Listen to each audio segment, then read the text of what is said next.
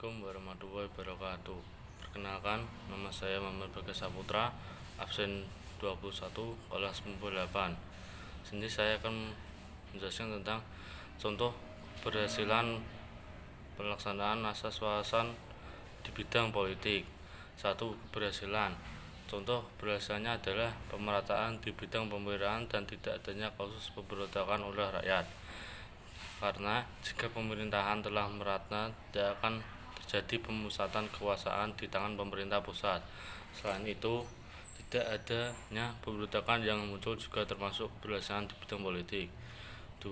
Ketidakberhasilan. Adanya pemusatan kekuasaan di pemerintah pusat dan munculnya pemberontakan. Pemusatan kekuasaan dan munculnya pemberontakan merupakan ketidakberhasilan di bidang politik, karena rakyat terpengaruh dengan ideologi asing sehingga ingin mengganti ideologi Pancasila. 2. Bidang ekonomi. Keberhasilan.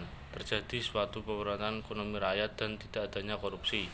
Karena jika tidak adanya kasus korupsi, maka keuangan negara akan tetap berjalan secara stabil, tidak diambil oleh pejabat yang tidak jujur. Ketidakberhasilan. Korupsi yang merajalela dan terjadinya kesenjangan sosial. Karena jika korupsi semakin merajalela baik di kalangan pejabat ataupun pemerintah dan adanya kesenjangan antara si kaya dan si miskin, maka itu tandanya belum berhasil dalam segi ekonomi. 3. Bidang sosial budaya. Keberhasilan melestarikan gotong royong dan kebudayaan daerah. Karena jika kita tetap dapat melestarikan kegiatan gotong royong dan kebudayaan daerah kita sendiri, artinya kita sudah berhasil menerapkan asas wawasan Nusantara di bidang sosial budaya. Ketidakberhasilan. Adanya klaim budaya sepihak oleh bangsa lain dan pengaruh globalisasi yang membuatnya muncul perilaku individualisme. Karena jika adanya pengklaiman budaya sepihak oleh bangsa lain, maka kita gagal untuk dapat mempertahankan budaya sendiri. Munculnya sifat individualisme dan juga membuat manusia hanya memiliki diri sendiri. 4. Bidang pertahanan keamanan.